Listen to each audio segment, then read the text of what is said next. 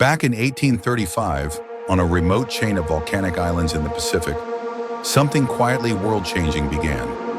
A young English naturalist named Charles Darwin stepped ashore in the Galápagos Islands aboard the HMS Beagle. He carried a notebook, jars for specimens, and no idea that this short visit would eventually reshape how humanity understood life itself. The Galapagos were harsh and strange.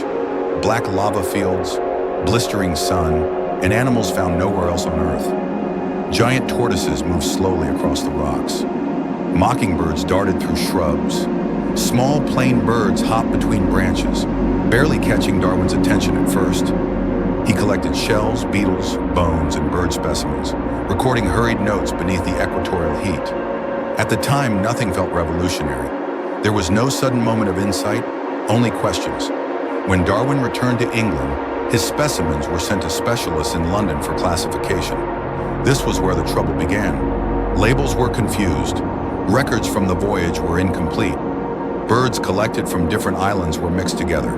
The very details that could reveal a pattern were obscured by human error and the rigid system of Victorian science. What Darwin had sensed in the field, that animals varied slightly from island to island, was temporarily hidden. Only later, when ornithologist John Gould carefully examined the birds, did the truth emerge. These were not random species at all, but a closely related group of finches. Each had a different beak, adapted to different food sources. They were variations of a common ancestor, shaped by their environments. The implications were explosive. By 1837, Darwin had begun to sketch a dangerous idea in his private notebooks. Species were not fixed. They could change over time. They could diverge. Life was not static. It evolved. But this insight created a new problem. Victorian society was deeply rooted in religious explanations of creation. To suggest that species change naturally threatened theology, tradition, and social order. Darwin knew publication would bring fierce backlash, so he hesitated. A second, quieter conspiracy formed, not of secrecy, but of silence. Darwin shared his thoughts only with trusted friends like Charles Lyell and Joseph Hooker. He tested ideas carefully, refining them in private.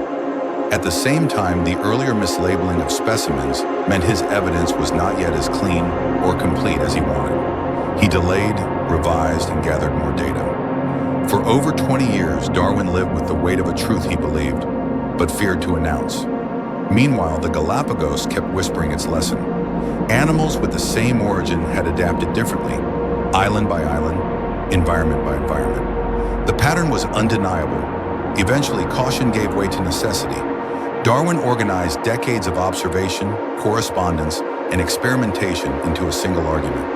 In 1859, he finally published On the Origin of Species, a book that would overturn centuries of belief and lay the foundation of modern biology. Looking back, the Galapagos story reads like a detective mystery. The clues were there from the beginning, scattered by mistakes, hidden by convention, and delayed by fear. The islands themselves did not conspire, but people did, through error and restraint. Yet from that confusion emerged one of the boldest ideas in human history, that life evolves. In just a few weeks among volcanic rocks, Darwin gathered fragments. In the crowded rooms of London, others sorted them.